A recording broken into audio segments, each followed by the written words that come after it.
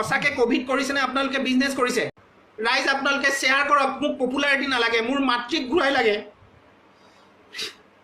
মোৰ মাতৃক পেলাই থৈছে কুকুৰ মেকুৰ নিচিনাকে হেল্ল' বন্ধুসকল এটা খুব জৰুৰী কথাৰ ওপৰত মই ফোন কৰিছোঁ অত্যন্ত মই দুখিত আৰু ইমানেই মই মানে অশান্তি পাই আছোঁ যোৱা ৰাতি মই গোটেই ৰাতি টোপনি মই স্লিপিং টেবলেট খাই পেলাই শুব লগা হৈছে মই টোপনি নাই ইমানেই অশান্তি এতিয়া ঘটনাটো হৈছে মই এফালৰ পৰা কৈ যাওঁ মোৰ মাৰ সোৱাব টেষ্ট কৰিছিলে 16 তাৰিখে মোৰ মাৰ সোৱাব টেষ্ট কৰিছিলে লৈ গৈছিলে ঘৰৰ পৰা যেহেতু মোৰ নগাঁৱৰ ঘৰখন কণ্টেইনমেণ্ট জোন হৈ আছিল মই কোভিড পজিটিভ হিচাপে মই 29 তাৰিখে মোৰ জ্বৰ উঠিছিলে জ্বৰ উঠাৰ পিছত 8 তাৰিখে ৰিপৰ্ট দিছিলে ৰিপৰ্ট দিয়াৰ সময়ত মই কোভিড পজিটিভ হিচাপে ৰিপৰ্টত আহিছিলে কোভিড পজিটিভ হিচাপে আহিছিলে আৰু যিদিনাখন কোভিড পজিটিভ হিচাপে আহিছিলে সেইদিনাখন মোৰ কোনো জ্বৰ নাছিল মোৰ কাহ নাছিল একো নাছিল মই সম্পূৰ্ণ সুস্থ আছিলোঁ মই মানসিকভাৱে ভাগি পৰিছিলোঁ আৰু মই নগাঁৱলৈ গৈছিলোঁ আচলতে নগাঁৱলৈ গৈ মই লকডাউন শৰ্মা ডাঙৰীয়াই যেতিয়া লকডাউন ঘোষণা কৰিছিলে লকডাউন ঘোষণা কৰোঁতে মই ঘৰত মাৰ যিহেতু মই সময় নাপাওঁ মই মাৰ লগত কটাবলৈ কৈছিলোঁ কিন্তু মোৰ কোভিড ধৰা পৰিলে মই কেনেকৈ গম পাওঁ তাৰপিছত মাৰ 16 দিনমানৰ পিছত মাৰ সোৱাব টেষ্ট লৈ গৈছে 16 দিনমানৰ নে 12-14 দিনমানৰ পিছত মাৰ সোৱাব টেষ্ট লৈ গৈছে অৰ্থাৎ 16 তাৰিখে মোৰ কোভিড ধৰা পৰিছে 7 তাৰিখে 7 দিন নে 8 দিনৰ পিছত ৰিপৰ্ট দিছে মোৰ কোভিড ধৰা পৰিছে আৰু মাৰ কোভিড টেষ্ট কৰিছে আফটাৰ কণ্টেইনমেণ্ট জোন দিয়াৰ পিছত 16 তাৰিখে কোনো অহা নাই জাষ্ট কালি এখন বেনাৰ এখন মাৰি থৈ গুচি গৈছে ঘৰত এখন কণ্টেইনমেণ্ট জোন বুলি মা অকলে থাকে এজনী সৰু ছোৱালীৰ লগত মই গুৱাহাটীলৈ গুচি আহিলোঁ মোৰ ভাল হ'ল কোভিড মই হস্পিটেল পোৱালৈকে মোৰ কোভিড নাই কাৰণ ইমান দিন লাগে ৰিপৰ্টটো পাওঁতে কোভিডৰ ৰিপৰ্টটো পাওঁতে ইমান দিন লাগে যে তেতিয়ালৈকে কোভিড ভাল হৈ যায় আৰু মাৰ যোৱাকালি ৰিপৰ্ট আহিল 16 তাৰিখে মাৰ টেষ্ট কৰিলে টেষ্ট কৰাৰ পিছত যোৱাকালি ৰিপৰ্ট আহিল ৰিপৰ্ট অহাৰ পিছত পজিটিভ বুলি দেখুৱালে এটা কথা আছে আপোনালোকে সদায় মন কৰিব ৰাইজ এতিয়া নতুন যোনবোৰ ৰিপৰ্ট দি আছে সেই ৰিপৰ্টবোৰত সদায় ভাইৰেল লোডটো মেনশ্যন কৰে ভাইৰেল লোডটো যদি এবভ 31% হয় তেতিয়াহ'লে সেই মানুহটো সম্পূৰ্ণ সুস্থ এচিম্পটমেটিক সেই মানুহটোৰ যোনটো ইনফেকশ্যন হৈছে সি মানুহক ইনফেক্ট কৰিব নোৱাৰে আৰু এই বস্তুটো অসম চৰকাৰে জানে আৰু হোম কোৱাৰেণ্টাইনৰ ব্যৱস্থা কৰিছে অসম চৰকাৰে এতিয়া ঘটনাটো হৈছে যদি হোম কোৱাৰেণ্টাইনৰ ব্যৱস্থা কৰিছে মাৰ ভাইৰেল লোড নাই মাৰ সম্পূৰ্ণ সুস্থ মাত্ৰ 32% ভাইৰেল লোড দেখুৱাইছে 32.7% মোৰ মাৰ নাম অঞ্জনা ফুকন 32.7% ভাইৰেল লোড দেখুৱাইছে আৰু মোৰ মাৰ নাম মই আকৌ কৈছোঁ অঞ্জনা ফুকন যোৱাকালি আবেলি আহি তেওঁলোকে নগাঁও চিভিল হস্পিটেললৈ লৈ গ'ল চিভিল হস্পিটেললৈ নি পেলাই মাক বহুৱাই থৈছে টুল এখনত 4-5 ঘণ্টা ধৰি বহুৱাই গৈছে মই কৈছিলোঁ বিচনা আছেনে বিচনা নাই মায়ে ক'লে ইয়াত বিচনা নাই এইটো কোভিড কেয়াৰ চেণ্টাৰহে ঠিক আছে তাৰপিছত তেওঁলোকে ক'লে মাৰ অক্সিজেন লেভেল 95% আছে 95% টু 100% এজন নৰ্মেল এডাল্ট মানুহৰ কাৰণে সম্পূৰ্ণ normal oxygen percentage normal adult মানুহৰ কাৰণে তেওঁলোকে কৈছে অক্সিজেন লেভেল কম আছে তেওঁলোকৰ সুবিধা নাই আচ্ছা এতিয়া ঘটনাটো হৈছে মাক বহুৱাই থৈ দিছে ৰাতি 11টা মানলৈকে বহুৱাই থৈ দিছে মা একাপ পানী একাপ চাহ এগিলাচ পানী মাক দিবলৈ সিহঁত সক্ষম নহয় নগাঁও চিভিল হস্পিটেল আমি নোডেল অফিচাৰৰ লগত কথা পাতিলোঁ নোডেল অফিচাৰে ক'লে আমি জানো যে 32% ভাইৰেল লোড হ'লে as per Assam government rule এজন মানুহক হোম কোৱাৰেণ্টাইন কৰিব পাৰি আৰু মোৰ নগাঁৱৰ ঘৰত হোম কোৱাৰেণ্টাইনৰ ব্যৱস্থা আছে যিহেতু মাৰ একোৱেই লক্ষণ নাই মা সম্পূৰ্ণ সুস্থ আৰু ভাইৰেল লোডো কম মই মোৰ ডক্টৰৰ লগত কথা পাতিছোঁ ডক্টৰে কৈছে কোনো প্ৰয়োজন নাই 32% যদি ভাইৰেল লোড আছে তেতিয়াহ'লে সেই মানুহজনক হোম কোৱাৰেণ্টাইন কৰিব পাৰি আৰু তেওঁ বেলেগক ইনফেক্ট কৰিব নোৱাৰে যিহেতু ভাইৰাছৰ সংখ্যাটো অত্যন্ত কম আৰু মানুহজন বহুত ষ্ট্ৰং ইমিউনিটি তেখেতৰ ষ্ট্ৰং তাৰপিছত ইহঁতে কি কৰিলে মাক বহুৱাই থৈ দিছে তাৰপিছত ৰাতি 11টামান বজাত কৈছে মাৰ 91% অক্সিজেন আছে ৰাতি 12টাত কৈছে মা যদি ইমান সময় নোখোৱা নেমেলাকে চিভিল হস্পিটেলৰ কোভিড কেয়াৰ চেণ্টাৰত যদি বহি থাকে মাৰ অকণমান অক্সিজেন কমাটো স্বাভাৱিক মই বাৰ জোৰ দিলোঁ ইয়াৰ পৰা মই গুৱাহাটীৰ পৰা ফোন কৰি মই বাৰ জোৰ দিলোঁ যে আপোনালোকে মাক হোম কোৱাৰেণ্টাইন কৰক আৰু আণ্ডাৰটেকিং লৈ পেলাই কৰক এটা ব্যৱস্থা আছে, আণ্ডাৰটেকিং লৈ পেলাই হোম কোৱাৰেণ্টাইন কৰিব পাৰি। তেওঁলোকে যোনজন তাত ডক্টৰ আছে তেওঁ বুদ্ধি কৰি পেলাই মোৰ লাগে ক'ভিডৰ এই পেচেণ্টবোৰ যে লৈ যায় এইটো বিজনেছ এটা, এইটো বিজনেছ, এইটো ইঞ্চুৰেঞ্চ কোম্পানীয়ে যেনেকৈ ইঞ্চুৰেঞ্চ চেল কৰে এইটো এটা বিজনেছ, আৰু মোৰ লাগে এইটো বিজনেছ।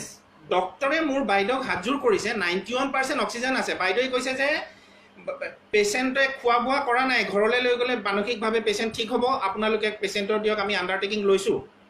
নাই, নামানে। পেচেণ্টক ৰাতি 12টা বজাত এগৰাকী 80 বছৰীয়া বৃদ্ধক সিহঁতে এম্বুলেঞ্চত লৈ আহিছে, 108 এম্বুলেঞ্চত ৰাতি লৈ আহিছে। মোৰ গোটেই ৰাতি টোপনি নাই। মই গৈ পেলাই ৰাতি 1:30 বজাত মাক, মই একমাত্ৰ সন্তান, মাক মই লগ ধৰিছোঁ। মা সম্পূৰ্ণ সুস্থ। তাৰপিছত সিহঁতে কি কৰিছে, নতুন যোনখন GMCHৰ সন্মুখৰ ক'ভিড হস্পিটেল আছে তালৈ লৈ গ'ল, তালৈ ওপৰলৈ লৈ গ'ল। লৈ গৈ পেলাই মাক বহুত সময় বিচনা দিব পৰা নাই। ৰাতি 3টামান বজাত হেনো মাক এখন বিচনা দিছে, আৰু চাৰিওফালে পেচেণ্টেই পেচেণ্ট। সম্পূৰ্ণ সুস্থ মানুহ এটা, 32% ভাইৰেল লোড আছে। ভাইৰেল লোড থকাৰ পিছত মানুহটোৰ ভাইৰাছ একো নাই, মাৰ একো লক্ষণ নাই, এচিমটমেটিক পেচেণ্ট। আৰু 32% ভাইৰেল লোড থাকিলে সেই মানুহজনে কাকো ইনফেক্ট কৰিব নোৱাৰে। মই ডক্টৰ নহয়, কিন্তু মোৰ অধ্যয়ন আৰু মোৰ চিনাকি ডক্টৰৰ লগত মই কথা পাতি মই কনফাৰ্ম কৰিছোঁ। ইনফেক্ট মোৰ বাইদেউহঁতৰ লগত কনফাৰেঞ্চ কল কৰিছোঁ যে বস্তুটো মাক হোম কোৱাৰেণ্টাইন কৰ। সিহঁতে দিয়া নাই। সিহঁতে এগৰাকী মাতৃ 80 বছৰীয়া বৃদ্ধক সিহঁতে নগাঁও চিভিল হস্পিটেলৰ পৰা ৰাতি 12টা বজাত অকলে পঠাই দিছে। দি পেলাই COVID-19 যোনটো ৱাৰ্ড আছে, মানে নতুন যোনখন হস্পিটেল আছে GMCHৰ, তাত মাক ভৰাই দিছে। আমি ইনফেক্ট গম নাপাওঁ মাক কোনটো ফ্ল'ৰত থৈছে, কেনেকৈ থৈছে আমি নাজানো। মই ৰাতিপুৱা ফোন কৰিছিলোঁ, মায়ে চিঞৰি কান্দিছে। এতিয়া ঘটনাটো হৈছে, মই এইটো কথা ক'বলৈ বিচাৰিছোঁ, মোৰ মেইন উদ্দেশ্যটো হৈছে শ্ৰীযুত হিমন্ত বিশ্ব শৰ্মা ডাঙৰীয়ালৈ। প্ৰথম কথাটো হৈছে, আপোনালোকৰ যদি ইনফ্ৰাষ্ট্ৰাকচাৰ নাই, RT-PCR টেষ্ট এটা কৰোঁতে আপোনালোকে কিয় ইমান দিন লগাইছে? যদি আপোনালোকৰ ডিটেক্ট কৰিবলৈ মন আছে পেচেণ্ট, তেতিয়াহ'লে 7 দিনত এজন পেচেণ্ট ভাল হয়, কৰোণা পেচেণ্ট, সম্পূৰ্ণ সুস্থ পেচেণ্ট এজন, তেতিয়ালৈকে পেচেণ্ট ভাল হৈ যায়। তাৰপিছত এই নাটকবোৰ কিয় কৰে? আপোনালোকে ক'ভিড টেষ্টিং যদি কৰিবলৈ মন গৈছে, তেতিয়াহ'লে 7 দিনৰ পিছত ৰিপৰ্ট দিছে, সেইটো আপোনালোকৰ লেবছ, আপোনালোকৰ ইনফ্ৰাষ্ট্ৰাকচাৰ নাই। আপোনালোকে ৰেপিড টেষ্ট কৰি পেলাই মানুহজনক কিয় ৰিলিজ নিদিয়ে? মোৰ মা সম্পূৰ্ণ সুস্থ, মোৰ গেৰাণ্টি আছে আজি যদি মাক ৰেপিড টেষ্ট কৰে মাৰ নিগেটিভ ওলাব। মাক কিয় এনেধৰণে 80 বছৰীয়া মানুহ এজনীক নি পেলাই গুৱাহাটী মেডিকেল কলেজৰ ক'ভিড হস্পিটেলত নি মানসিক অশান্তি দিছে, জেনেৰেল ৱাৰ্ডত পেলাই থৈছে? আমি ডেকা মানুহ, মোৰো ক'ভিড হৈছিলে, আমি এডজাষ্ট কৰিব পাৰিম, মায়ে নোৱাৰে, মায়ে চিঞৰি কান্দিছে। এই ধৰণৰ কিয় কৰি আছে আপোনালোকে? আপোনালোকৰ যদি সদিচ্ছা আছে আপোনালোকে RT-PCR টেষ্ট 2 দিনত উলিয়াওক। যেনেকৈ মোৰ RT-PCR টেষ্ট কৰিছিলে 7 দিন লাগিছে, মই ঘৰত ট্ৰিটমেণ্ট কৰি নিজে ভাল কৰিছোঁ। মই যেতিয়া গুৱাহাটী মেডিকেল কলেজত ভৰ্তি হৈছোঁ, ডক্টৰে হাঁহিছে আৰু কৈছে আপোনাৰ একো নাই বেমাৰ, কি কাৰণত আহিছে আপুনি? মই কৈছোঁ চাওক, মোক এম্বুলেঞ্চত উঠাই লৈ আহিছে। পিছদিনাখন টেষ্ট কৰিছে, লগে লগে নিগেটিভ ওলাইছে। মই 43 বছৰীয়া মানুহ, মই ডেকা মানুহ, মোৰ ল'ৰাটোৰো হৈছিলে, কিন্তু এগৰাকী 80 বছৰীয়া মানুহৰ অৱস্থা কেনেকুৱা হ'ব? অকলে তেখেতক ৰাতি 12টা বজাত লৈ আহিছে। আপোনালোকে ৰাইজে নিজে চিন্তা কৰক, হিমন্ত বিশ্ব শৰ্মা ডাঙৰীয়াই নিজে চিন্তা কৰক, আপোনালোকৰ সদিচ্ছা আছে নাই? সঁচাকৈ ক'ভিড কৰিছেনে আপোনালোকে বিজনেছ কৰিছে? কালিৰ ঘটনাটোত মোৰ লাগিছে তেখেতক বিজনেছৰ ধান্দা কৰি পেলাই মানুহগৰাকী লৈ আহিছে। নগাঁও চিভিল হস্পিটেলত যদি অক্সিজেন 91% থাকিলে 100% কৰিব পৰা যদি চিলিণ্ডাৰৰ ব্যৱস্থা নাই, সেইখন বৰবজাৰলৈ ৰূপান্তৰ কৰক। লাজ লাগিব লাগে আপোনাৰ হিমন্ত বিশ্ব শৰ্মাৰ। সিহঁতে কৈছে ইয়াত সুবিধা নাই, 91% অক্সিজেন থাকিলে এজন মানুহক যদি তহঁতে যদি অক্সিজেন দি পেলাই এডজাষ্ট কৰিব নোৱাৰ, তহঁতৰ চিলিণ্ডাৰ নাই, নগাঁৱত ক'ভিড কেয়াৰ চেণ্টাৰ তহঁতে কিয় পাতিছে হিমন্ত বিশ্ব শৰ্মা ডাঙৰীয়াই? মেজমেল পাতি পেলাই ডাঙৰ লেকচাৰ দিবলৈ আহে। মই ভুক্তভোগী, মোৰ মা আজি ক'ভিড হস্পিটেলত পেলাই থৈছে কুকুৰ মেকুৰীৰ নিচিনাকৈ। মোৰ মাৰ মৃত্যু হ'লে কোনে দায়িত্ব ল'ব? মোৰ মাৰ মৃত্যু হ'লে কোনে দায়িত্ব ল'ব? 32% ভাইৰেল লোড থকাৰ পিছত এগৰাকী মানুহক কি কাৰণত হোম কোৱাৰেণ্টাইন কৰিবলৈ দিয়া হোৱা নাই?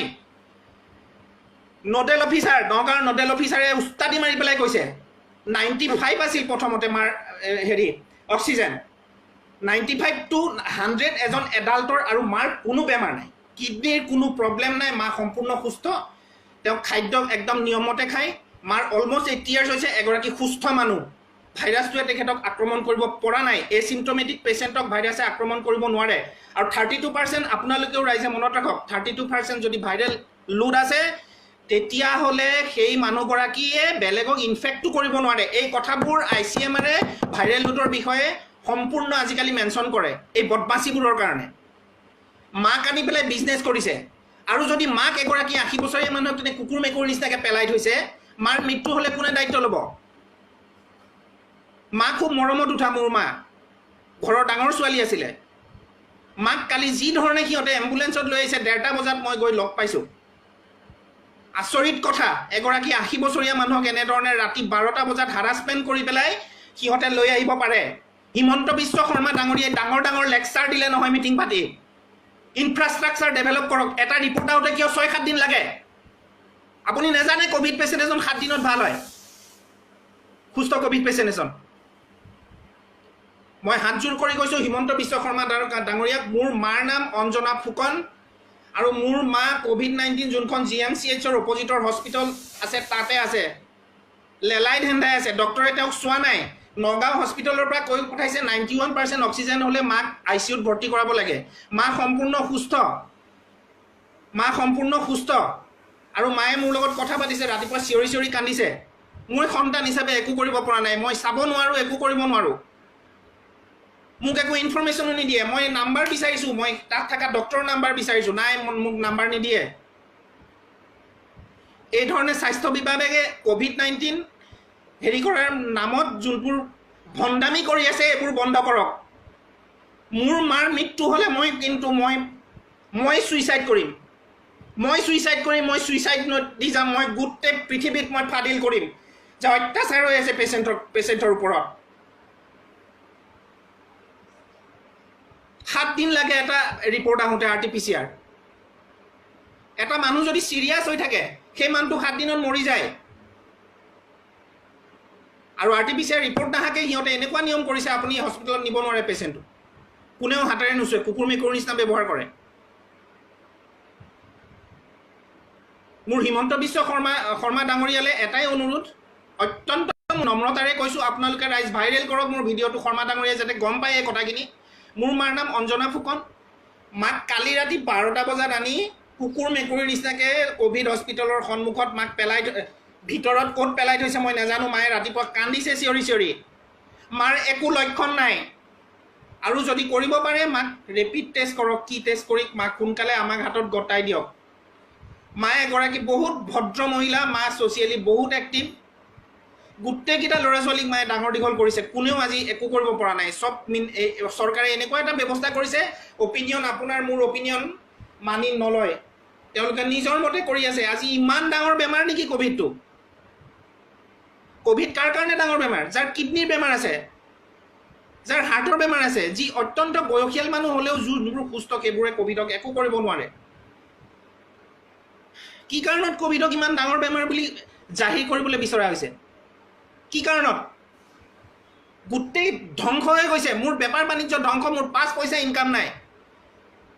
ছ'চিয়েল ডিষ্টেঞ্চ মেইনটেইন কৰি যোনটো বেমাৰ কমিউনিটি লেভেলত এৱেৰনেছ কৰি পেলাই যোনটো বেমাৰ ঠিক কৰিব পাৰি, কিয় হোম কোৱাৰেণ্টাইনৰ ব্যৱস্থা? কেজৰিৱালে যদি পাৰে দিল্লীত, আমাৰ ইয়াত কিয় নোৱাৰে? ইমান সাধাৰণ বেমাৰটোৰ কাৰণে ইমান পেনিক কিয় ক্ৰিয়েট কৰিছে ৰাইজৰ মাজত? নে আপোনালোকৰ ব্যক্তিগত স্বাৰ্থ আছে?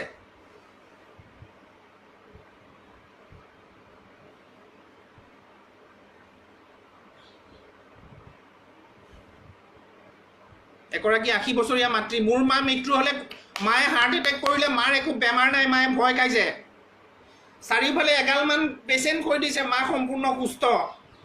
আৰু তহঁতে যদি নিবলৈ মন আছে, তহঁতে 7 দিনৰ পিছত ৰিজাল্ট দি তহঁতে আকৌ এটা টেষ্ট কিয় নকৰ? ৰেপিড টেষ্ট কৰিলে নিগেটিভ ওলাই যাব পেচেণ্টটো, তেতিয়াও তহঁতে হোম কোৱাৰেণ্টাইন কৰাব পাৰ। কি কাৰণত? মই মন্ত্ৰী হিমন্ত বিশ্ব শৰ্মা ডাঙৰীয়াক সুধিব বিচাৰিছোঁ, কি কাৰণত এনেকুৱা কৰি আছে? সাধাৰণ কথা, আমাক RT-PCR টেষ্ট কৰিছে, টেষ্ট কৰি পেলাই গুৱাহাটী মেডিকেল কলেজলৈ লৈ আহিছে 7 দিনৰ পিছত ৰিপৰ্ট আহিছে তেতিয়ালৈ মোৰ ভাল হ'ল ডক্টৰে হাঁহিছে মোৰ মেডিকেল কণ্ডিশ্যন দেখি মই ফেচবুকত আপলোড দিয়া পিকচাৰকেইখন দেখিলে আপোনালোকে গম পায় সম্পূৰ্ণ সুস্থ যিমানখিনি মানুহ আছিল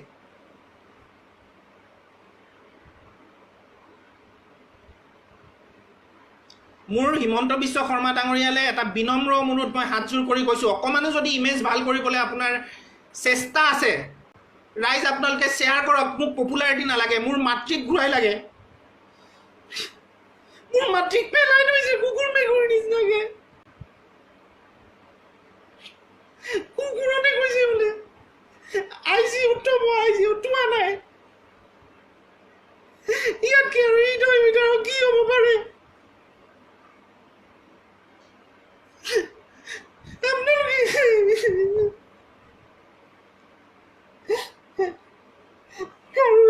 ৰেসপন্স নাই কোনো ৰেসপন্স নাই মই বিনম্ৰ অনুৰোধ কৰিছোঁ হিমন্ত বিশ্ব শৰ্মা ডাঙৰীয়াকে বন্ধ কৰিব নেপাই মানুহ কোৱাৰেণ্টাইন কৰাৰ ব্যৱস্থা কৰক আৰু কি ক'ম মই ফেচবুক লাইভ কৰিব পাৰোঁ মোৰ হাতত একো নাই সন্তান হিচাপে মই একো কৰিব নোৱাৰোঁ এতিয়া মোৰ মাৰ নাম অঞ্জনা ফুকন COVID-19 GMCH হস্পিটেলৰ সন্মুখত জেনেৰেল ৱাৰ্ডত পেলাই থৈছে এগালমান পেচেণ্টৰ মাজত মা কোভিড হৈ নমৰে মা কোভিড হোৱা নাই 32% ভাইৰেল লোক থাকিলে একো নহয় নমস্কাৰ আপোনালোকে সহায় কৰক শ্বেয়াৰ কৰক হিমন্ত বিশ্ব শৰ্মা ডাঙৰীয়াৰ ওচৰলৈ যাতে মেছেজটো পায় বিনম্ৰ অনুৰোধ মোৰ নমস্কাৰ